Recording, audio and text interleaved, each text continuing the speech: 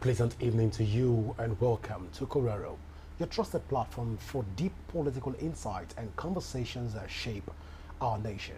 I am Godwin Sunday, and today we turn our attention to Anambra State, a state often regarded as the political and economic heartbeat of the southeastern part of Nigeria, where the just concluded governorship election has left many with mixed reactions. From voters turnout to party strategies, from pre-election tensions to post-election realities, the Anambra polls once again spotlighted the complexity of Nigeria's democratic process. Allegations of vote buying, internal party divisions, and questions around electoral credibility continues to dominate conversations, even as the Independent National Electoral Commission (INEC) insists the exercise met acceptable standards. But beyond the numbers and declarations, what message does the election send ahead of 2027? Has democracy in Anambra evolved beyond ethnic and party lines? Or has it been able to evolve around a sentiment? Or are we still rotating within the same cycle of power play and political godfatherism? To help us unpack these questions and more, we have in the studio the person of Comrade James Ezima, who is a public affairs analyst. Well, he will help us, he will walk us through the key highlights, the controversies, and the implications for both the state and Nigerians' broader political landscape. Well, stay with us. When we return, we will dive straight into the conversation. This is KORERO. Don't go away. We'll be back in a minute. And you're welcome back. Well, with me in the studio is Comrade James Ezima. It's a delight to have you join me again on KORERO. Thank you very much for having me. All right, Comrade James, you followed through on the Anambra election. And of course, a lot of Nigerians have tend to rate that election to be one of the freest, fairest, and the most credible elections in Nigeria so far. But in your own assessment, how will you access, even x-ray the Anambra State election?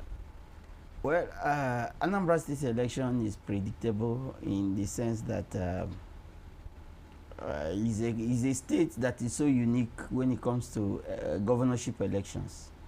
It's unique in the sense that you have to have money, first of all, before you can think of joining governorship election in Anambra State.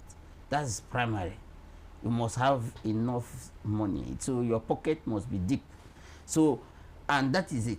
Then, on the other side is the nature of the politicking in Anambra State is something that is also unique in the sense that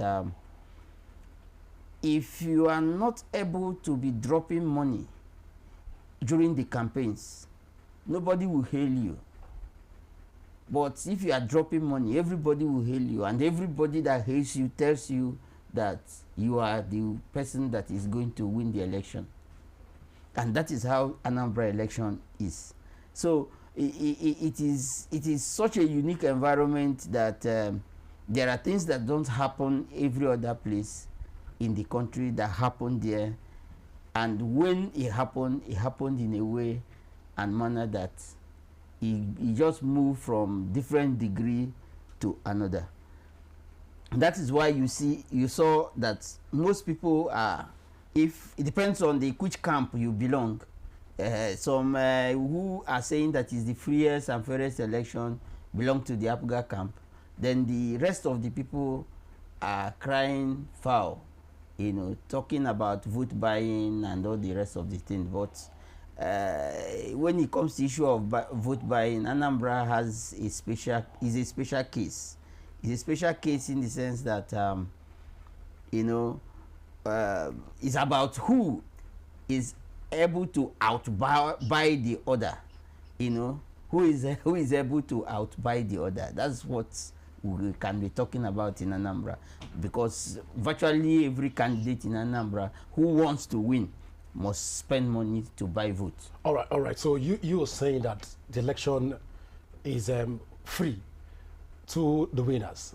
Yes. And to the other part is is the worst election ever. Election. All right, because we've seen the ADC candidate coming out to speak to discredit the entire process.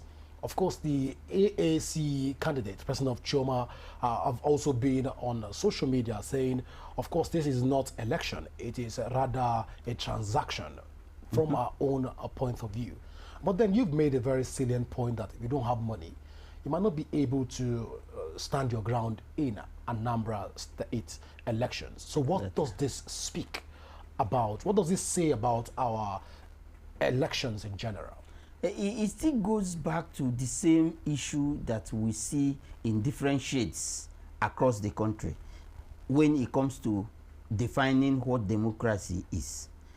Is it a democracy about the government of the people that has money to buy the electorate, or is it about the government of the people who are ready to exercise their franchise to have a leader over them? So these are the issues.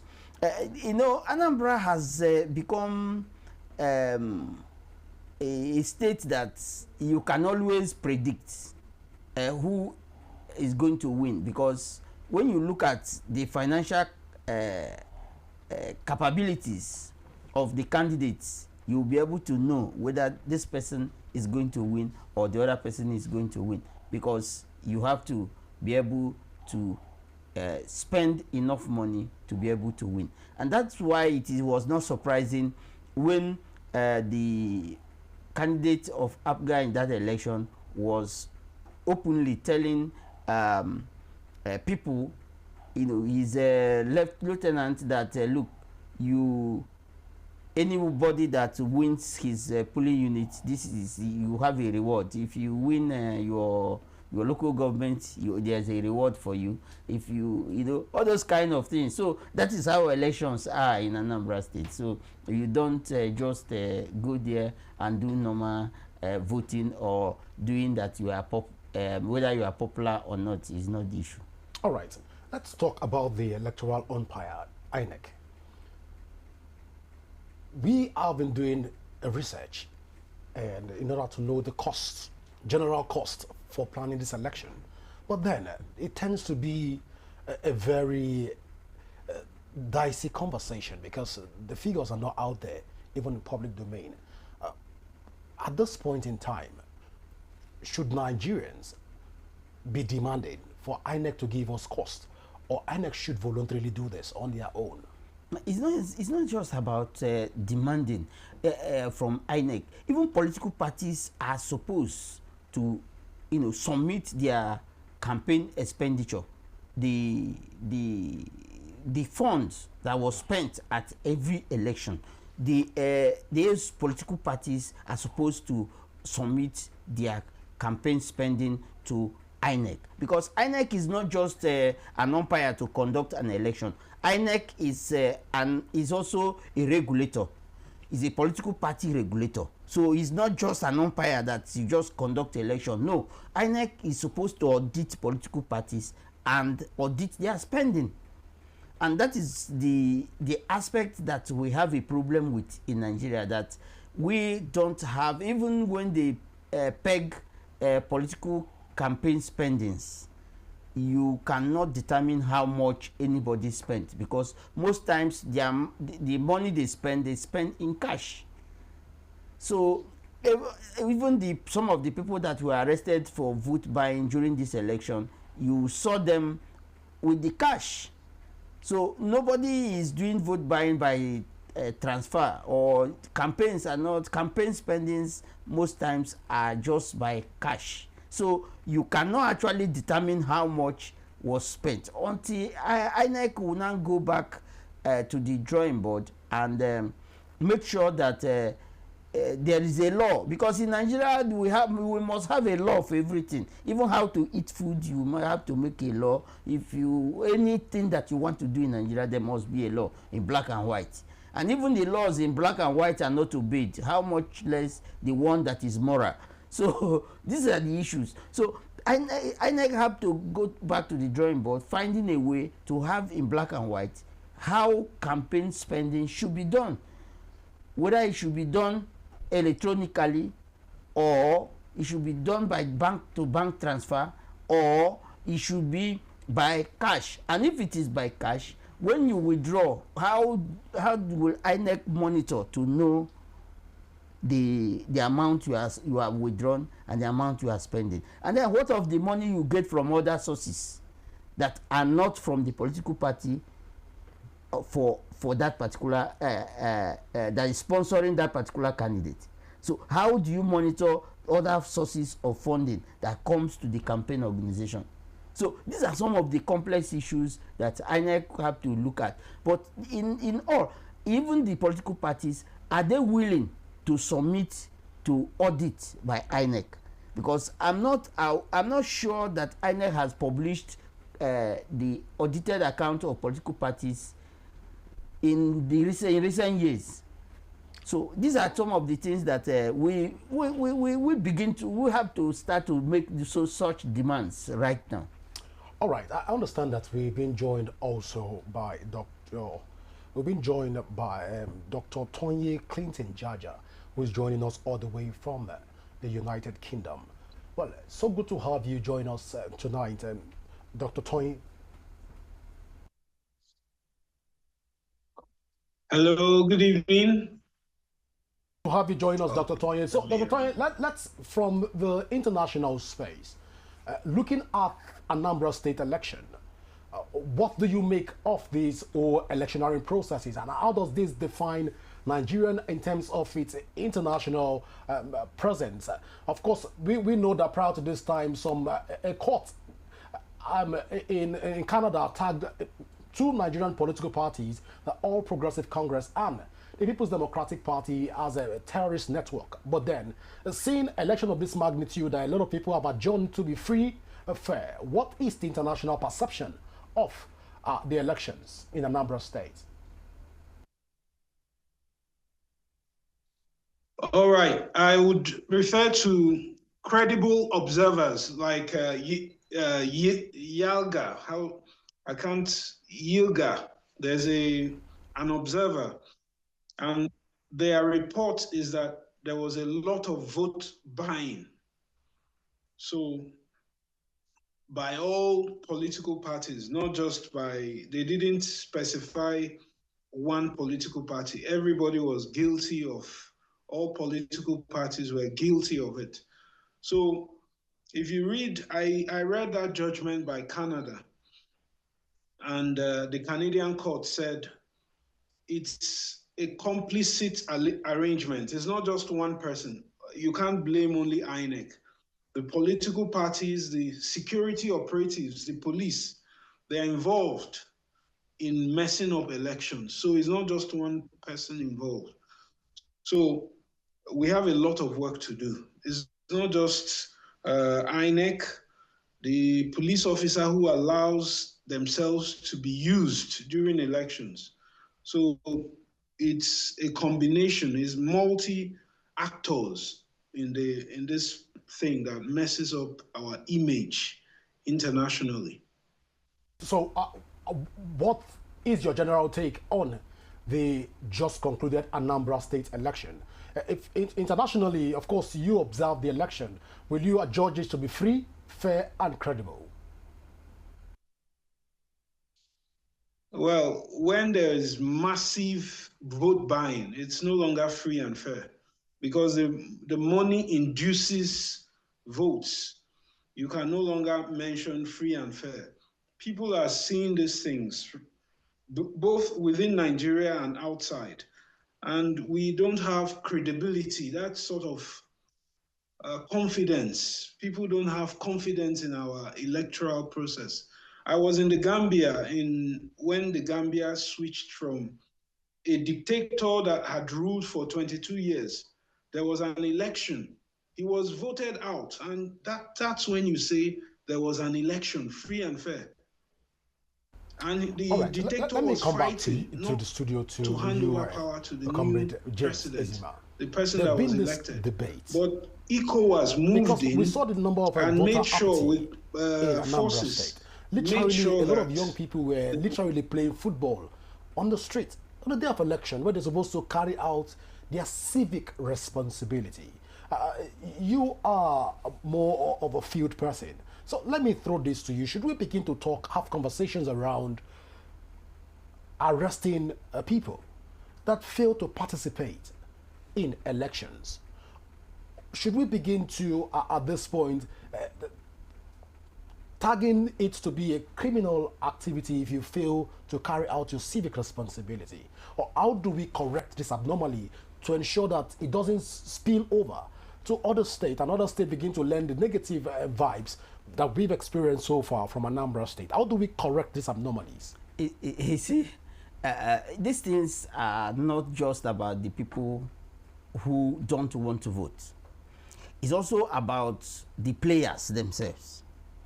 Because if the political parties who field candidates that, and they don't want you to vote, they are just there waiting for that election day for them to come and do the transaction, not voting.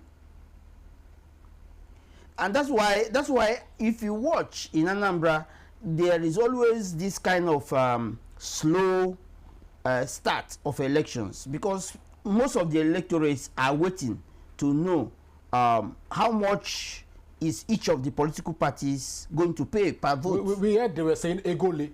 That is it. How much is APC giving? How much is PDP giving? How much is APGA giving? How much is Labour Party giving? How much is ADC giving? How much is this one giving? If you are not giving, if you are not offering the how much you are going to pay per vote, nobody wants to talk to you. They will continue to wait.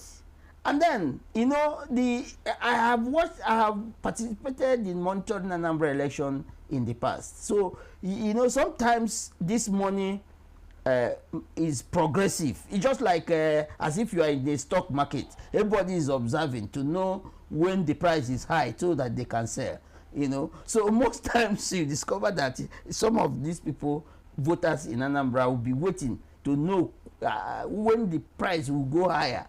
Because if the other party see that the other one is now getting more votes, they might want to up the game, and then the other ones that are also getting their way will also want to increase so that nobody will beat them. And that is how Anambra is. Anambra is the only state I have seen in Nigeria where vote buying is so perfected in such a manner that it has become part of the norm. And that is why you see that from the reports of some of these observers, you discover that this vote buying is not just about the ruling party nor the opposition. Everybody does it. Even those who claim not to do, they will not come to admit, because they have seen that somebody somewhere outspent them. So that is how it is. That is the nature of elections in Anambra State. So we should not be arresting people that fail to come out. Failing to come out is, you can be talking of arresting them if there is an election. All right. There's no election. Well, it's transaction. All right. Let's get back to you, Dr. Toyin, at this point. So looking at Dr. Toyin, are you with me? Yes, I'm here. When we look at this whole election, you've cited Yaga's report, observation that the election was largely marred by vote buying, and a lot of international observers also cited the issues around underage voting.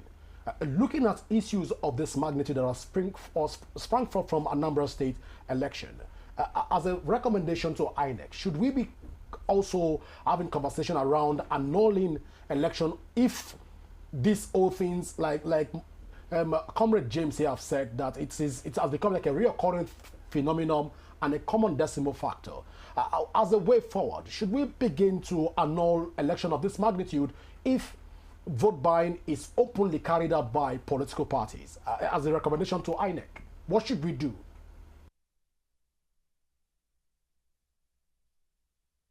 Thank God the new INEC chairman is a lawyer, so he knows that there's a threshold. You don't just annul an election based on allegations. The allegation must be backed by, they call it substantial non-compliance. There's a quota. So if the number of voters is 2.8 million, at least you must show that 60% of these voters were underaged. That is when you can say there was substantial non-compliance. Then on that basis, you can annul an election. So it's a statistical proof. It's not sentimental. The issue around the vote buying that a lot of organizations have largely confirmed. What should we begin to say to the INEC? Because if ANAMBRA election is setting the precedent for 2027, whether we like it or not, what should INEC begin to do differently in order to ensure that we have an election that is free, fair, and credible without all of these issues of vote buy? So again, you need to show the evidence that there was vote buying. All the video clips, you put them together and submit to the tribunal. Whichever political party is challenging the votes on the basis of vote buying should have the credible evidence and then submit. And then on that basis, the election can be annulled. There's about it.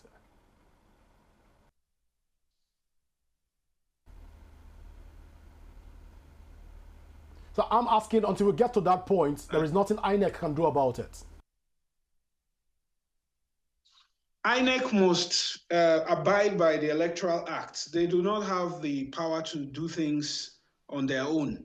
So for every allegation, there must be evidence before INEC can act. That's their hands are tied, as it were.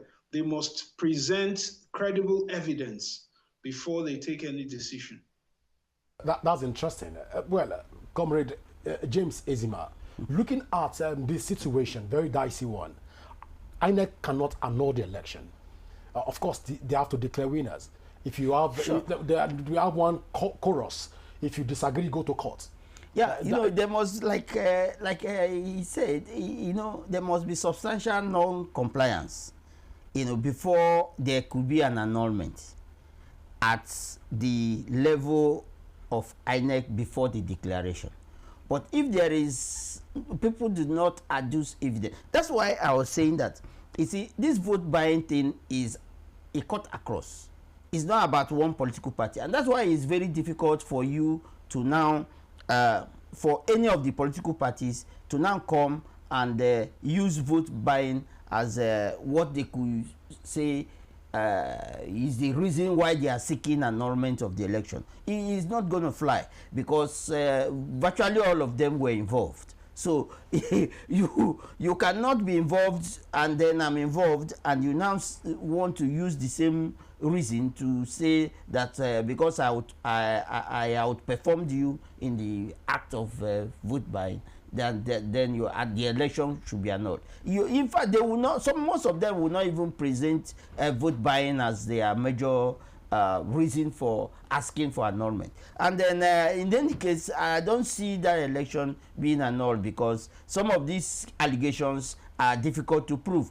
You must have enough evidence that will convince the judge that look, this thing actually took place in a magnitude that altered the outcome of the election. Because it's not just about it taking place. Like when you talk about substantial non-compliance, is that this thing has happened in a way and manner and at the degree that can alter the outcome of that election. So assuming that 10,000 votes were cast and you are now making allegation that 500 votes were bought, and then they will now look at the vote you got, the vote the other person got. Does it mean that without that 500 votes that you would have won? That's when you are now talking about substantial non-compliance. If they get you that 500 vote that you would have won, that's when you now have a serious case. But if not, there is substantial non-compliance, and that is when you make a case. But if INEC see or the judge sees that there is compliance to a large extent, then you don't have a case. And that's why most times when they rule in election petition, most people cry foul because of some of these technicalities and that are involved in the election petition. All right. Dr. Toye, let me come back to you again. Let's talk in terms of the security. A lot of people said that it is due to the saturated security presence in Anambra. That's why they had a lot of voters' apathy in Anambra State. 45,000 to 55,000 security personnel in Anambra. Let's get you react. Could this be a factor why a lot of people didn't come out to vote and why we experienced a lot of voters' apathy in Anambra?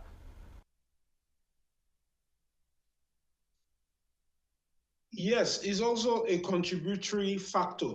Remember, who controls the security apparatus in Anambra State? The governor is the chief security officer. So automatically, the security apparatus is in his control.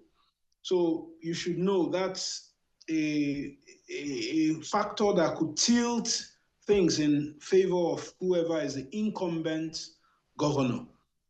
And where people do not feel safe, before now, if they do not feel safe, they would not go out because they do not want to be harmed. It's a natural feeling that if they do not feel safe, and if you look at the statistics, I've done some study on the Nigerian police has currently 500,000 police officers.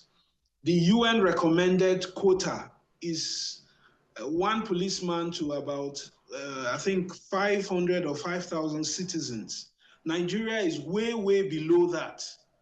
So we cannot even police an election in a state. We do not have sufficient policemen to man. EFCC was on ground to arrest vote buyers, but there were very few. How many could they catch? We are grossly understaffed in terms of security. So people will not go out if they do not feel safe to vote.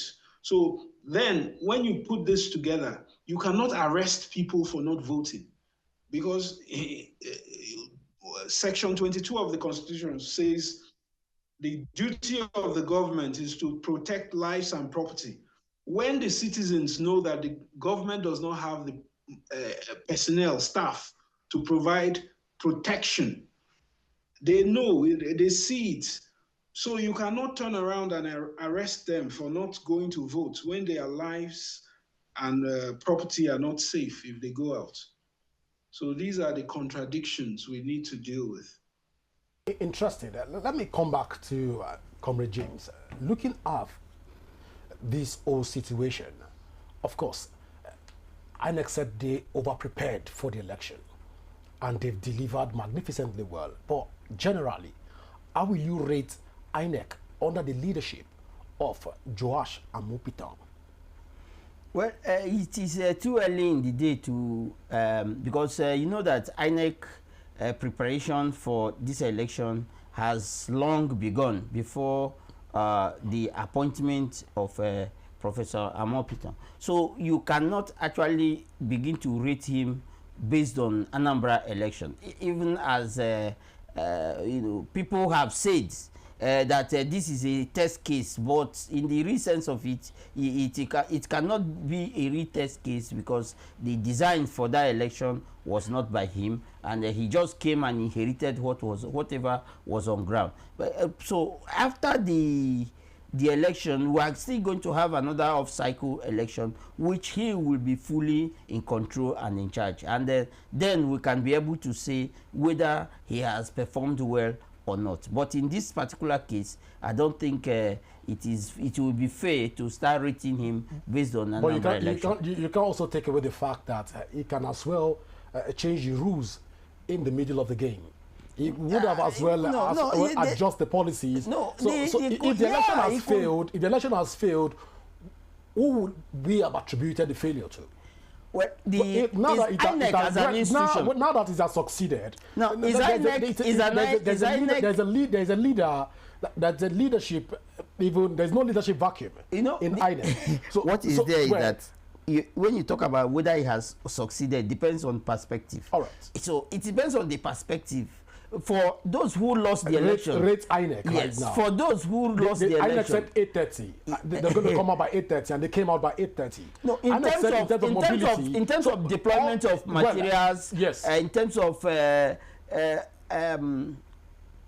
upload of results, in terms of early release of results, man, they have done perfectly well. If this was how elections were conducted in 2023, I think nobody would have complained about INEC. That is just the truth.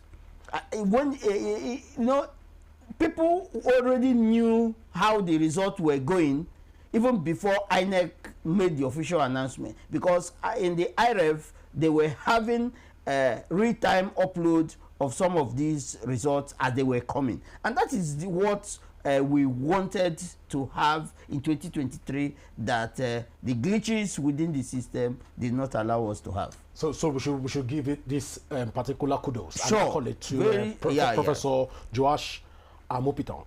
Exactly, that's what it should be. Well, let's come back to you, Dr. Tony. All right. While we're trying to get Dr. Tony to also react to the performance of INEC in general, especially Nigerians in diaspora watching right now, how they perceive INEC in general as a result of the just concluded Anambra state election. Well, Dr. Tony, are you still there? Come back to you.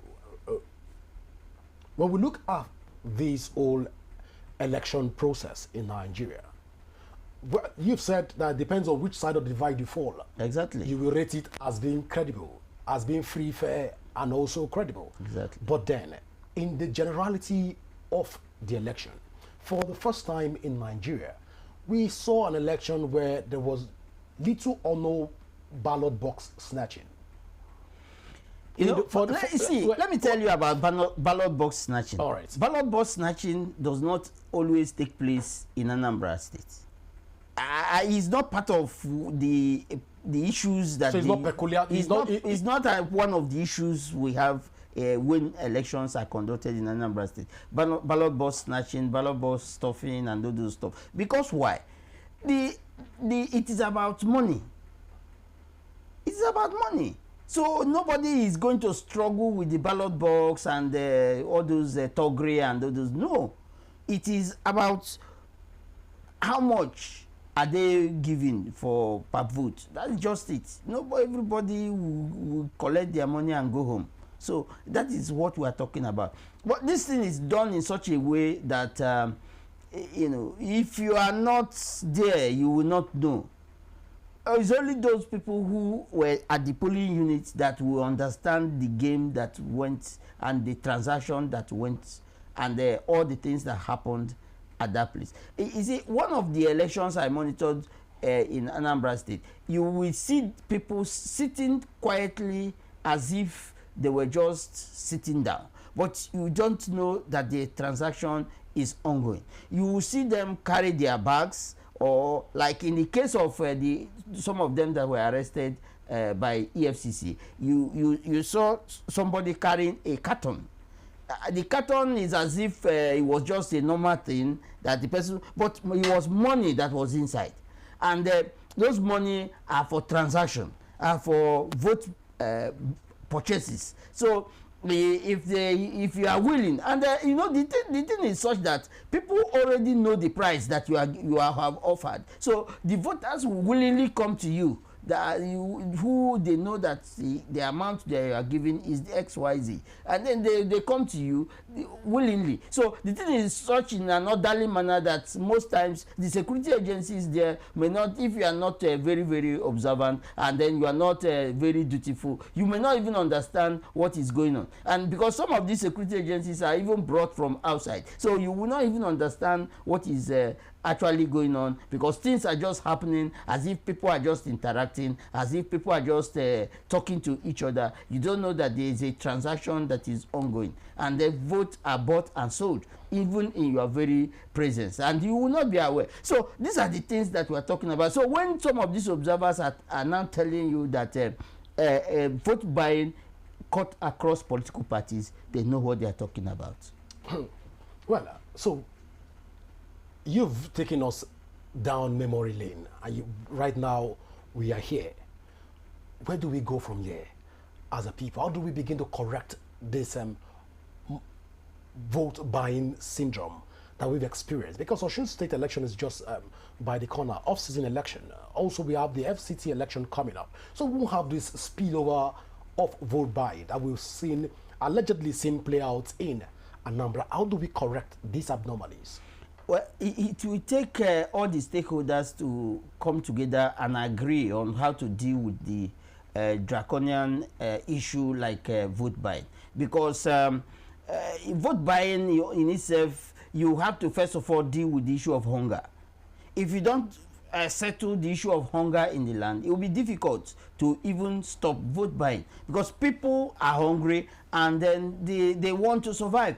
Some people will tell you that if you collect some of this little money for vote, that it may not last you more than a day or two. But human beings are so concerned about now, self-survivor and survivor now. So he wants to be alive now before he will start thinking of tomorrow. And that is the issues that surround some of these things. So let us begin to look at some of these matter as a multi-stakeholder problem that we have to begin to deal with them. Then the political parties on their side should be able to prevail on their whatever candidates that they have produced, not to buy votes. And then the police on their other side should be able to police the polling area.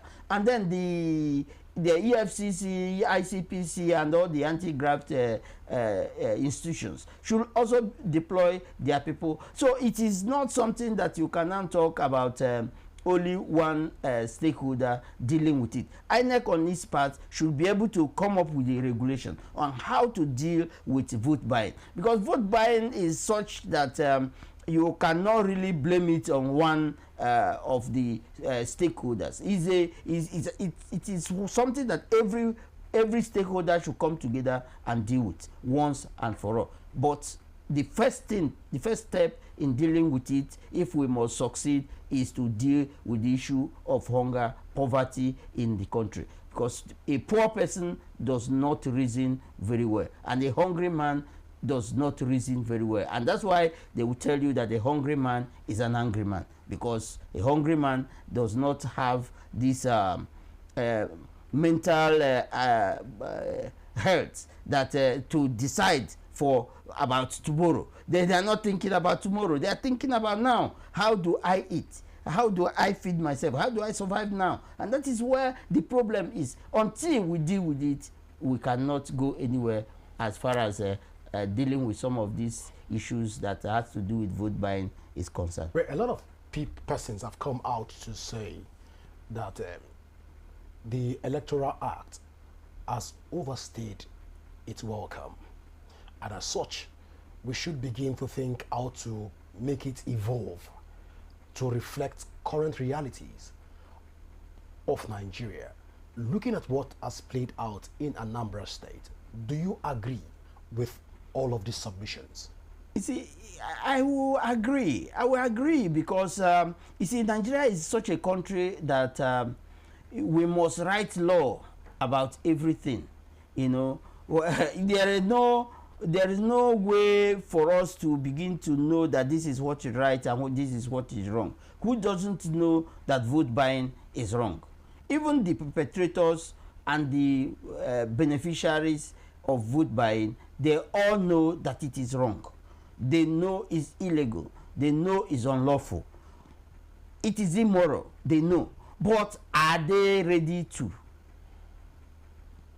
They're not. So let us begin to look at it from a holistic angle, because INEC on their side, there's little or nothing they can do when the people that are constituting the electorate are not ready to even say no to some of these things. If somebody comes to you to buy votes, must you sell? You could be able to tell that, look, this thing is my right. I cannot sell it. It is my right. It is my civic duty to vote. Exercise of my franchise is my civic responsibility, and you don't need to pay me to exercise that civic responsibility. And that is what we should be going towards. But it is something that is not easy. It's not something that we can just overcome in a jiffy, unless the government in itself will begin to work towards reducing the level of poverty in the country. So, if I get you correctly, the issue, does it largely center on the Electoral Act? The Electoral Act amendment, the Electoral Act amendment, no matter how much you amend the Electoral Act, it will not change anything, because it is the human factor that we are discussing here. It is not about the law. That's why I said we all know what is right, what is wrong. We must not write law about everything. We know that it is not right for anybody to buy votes or to sell votes, but we do it. So it is not about the law. Yes, as desirable as amendment of the Electoral Act to bring it to conformity with the present reality is, it is not a cure-all issue, because you still have to deal with the human factor. The human factor are there when it comes to the electorate. The human factor are there when it comes to the electoral umpire and their staff and the ad hoc staff. Is there also when you come to the courts, because you still have to deal with the issue of the human factor in the courts. So it cuts across. So it's not something that you can say because you have made a law, then you have cured it. No, you can't cure it, because if you don't cure the mental the mental aspect of it, the poverty aspect of it, the conscious aspect of it, you cannot cure it. Because when people are poor and then people see corruption as one of the things that one of the ways of life, it's just a normal thing for us to be induced to receive money for us to be able to do our duty, then I don't see how you are going to cure it by law. Because when you make a law, it's still human beings that will execute the law. It's still the human beings that will interpret the law. And those people who are interpreting the law, they will still have their own reason why they could ask for something, or somebody may even meet them and say, yes, just take this one and then give me a judgment. So it is a thing that is happening. So it's not just about the law. Well, just before, as I begin to let you go right now, lastly, the issues around security personnel that were deployed to Anambra State, is this a welcome development?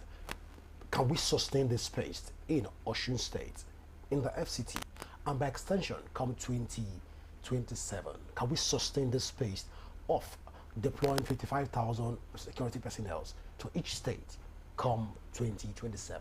In 2027, where are you going to get 25,000 security personnel to deploy this president right now? Won't it hamper the success? You see, where are they?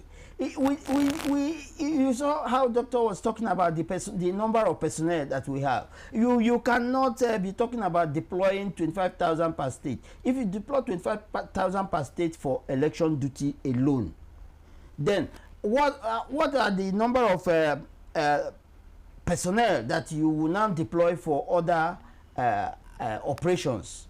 So these are the things we are talking about. So you cannot come and be talking about only one aspect of the day's activity, because election and the election observation, monitoring, and all those are just one part of the day's activity for every citizen of the state. So what of the other people who are engaged in other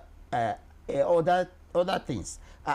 How many security personnel will be left to be deployed for their protection? So it is not by the number of security personnel. Let us begin to deal with some of the issues that necessitates the abridging, or when people come to, they don't want to follow the rules. They want to cut corners. They want to do things their own way. They don't want to play the game by the rules. Let's begin to deal with the issues that make it easy for people to break the rules, just for them to get to whatever desire that they want. Well, let's leave it at that for tonight. I want to say thank you so much, Comrade James Ezima, for finding out time to be with us here on KORERO. Thank you very much for having me.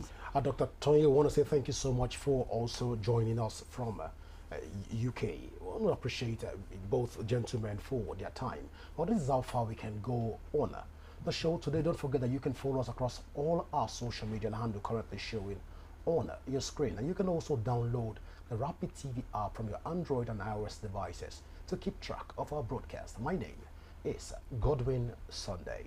Always remember that peace and unity are the pathways to progress. Do enjoy the rest of your evening. Bye for now.